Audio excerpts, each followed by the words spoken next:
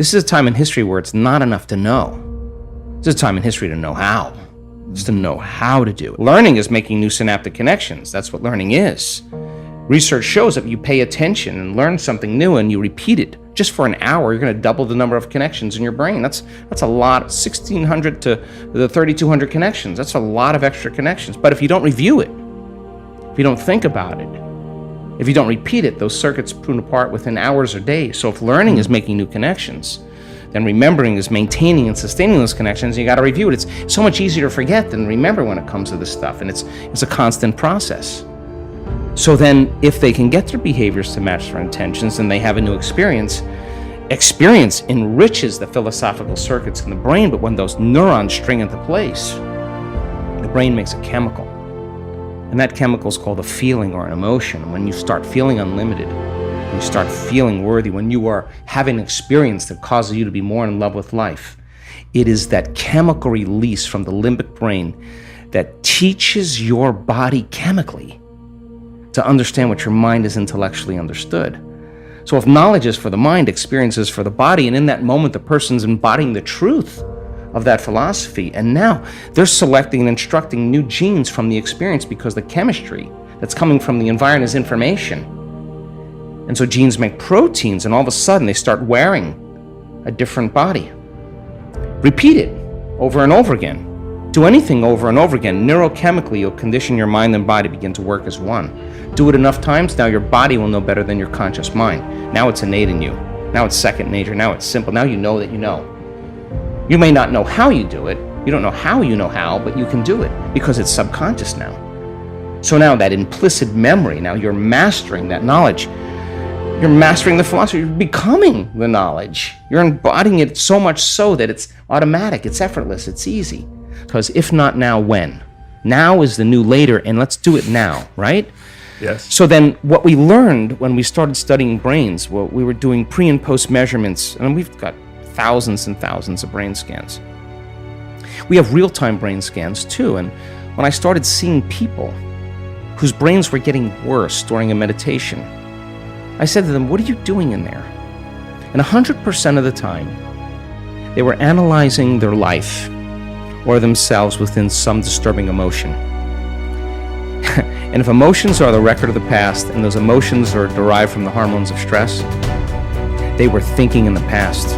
And I learned right in that moment that if I got a person past the emotion, cross the river of change with me, forget about the emotion, just to keep overcoming it, forget about the past, dragging people out of their past is the work. And so, when we started studying those brains and we started seeing changes pre and post measurements, I realized that change wasn't just in their mind, it was actually in their brain. And that we were measuring different compartments of the brain, and when we're living in stress, when we're living in survival, when the brain is aroused into those high beta brainwave patterns and we're out of balance and we're trying to predict and control everything in our life, and we're shifting our attention from one person to another problem, to another thing, to another condition. Every person, every object, everything, every place has a neurological network in your brain. So as the person was aroused by the hormones of stress like a lightning storm in the clouds, their brain was firing very incoherently. Different compartments were out of sync with other compartments of the brain. And if your brain is incoherent, you're incoherent. And if your brain isn't working right, you're not working right. So if it requires a clear intention and elevated emotion to begin to change reality, and you have an incoherent brain, what kind of signal are you sending out into the field? Pretty static. In fact, a better way to say it is you have no Wi-Fi signal. You're separate.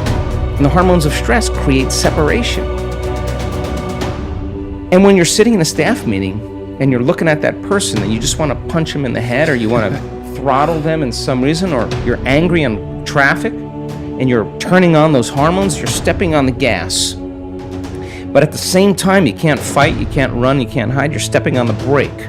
You step on the gas and the brake at the same time, your heart starts beating incoherently and energy leaves the brain and heart. You've seen this so many times.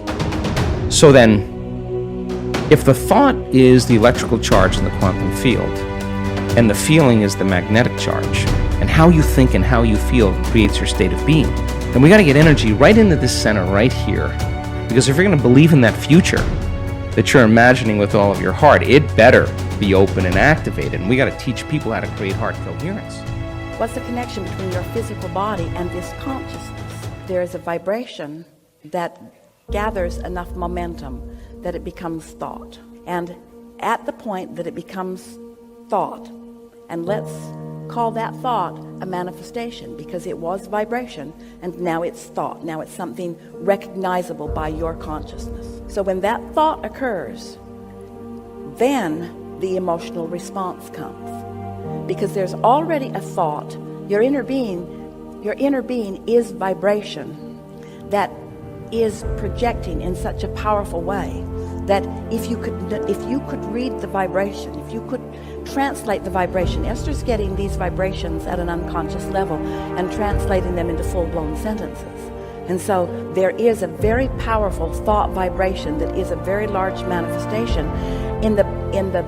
not in the background, in the foreground, but happening simultaneously with the thought that is now occurring to you. So once that thought occurs to you, now you have a vibrational relationship between the thought that occurred to you and the thought that your inner being is thinking about the same thing in the same time. And that's what equals emotion. The thought comes first, and then the emotion responds to the thought. You are responsible for your life. And if you're sitting around waiting on somebody to save you, to fix you, to even help you, you are wasting your time, because only you have the power to take responsibility to move your life forward. And the sooner you get that, the sooner your life gets into gear. 95% of our life is coming from the programs of how to live life that we get in the first 7 years of life. And that's why poor people stay poor and rich people stay rich. The movie The Matrix is not science fiction. It's a documentary.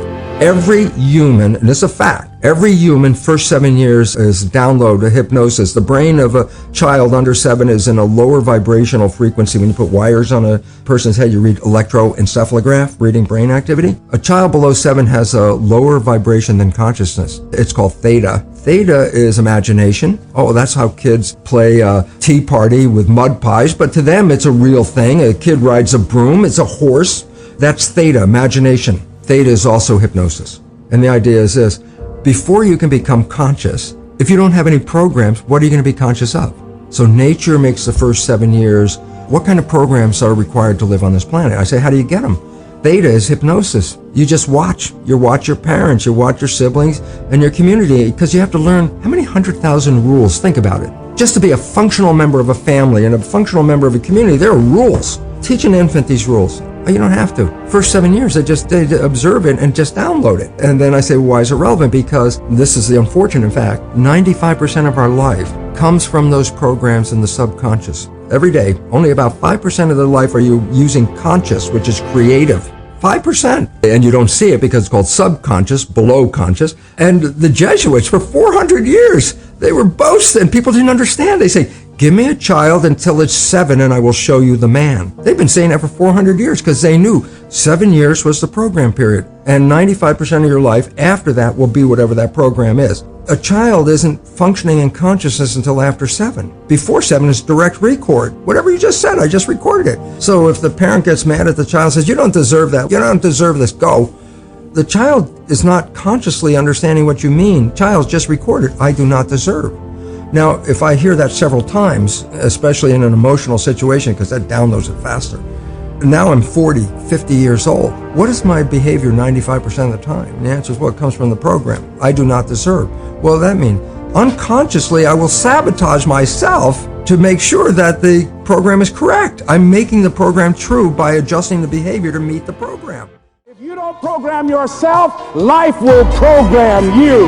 I say, as you look into the future, while other people are giving up, feeling like victims, feeling powerless, becoming negative, turning on each other rather than to each other, feeling that they can't make it.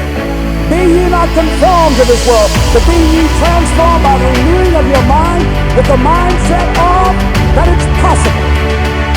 As we can save this generation, it's possible. possible that we can create new industries, a new economy. It's possible that I can find a new profession, a new job. It's possible I can create a new life. And it's necessary that I become actively involved in becoming a positive force in my life and on the planet.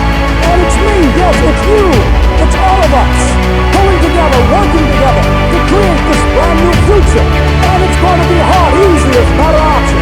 But if it's hard, we will do it hard. Whatever is required to snatch victory from the jaws of defeat. And it's worth it, yes. It's worth whatever we have to do. And once we know that, it is done.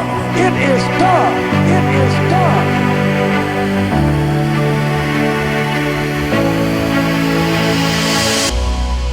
Love people who have died. Where's the social utility in that? None. Maybe it means something more, something we can't yet understand.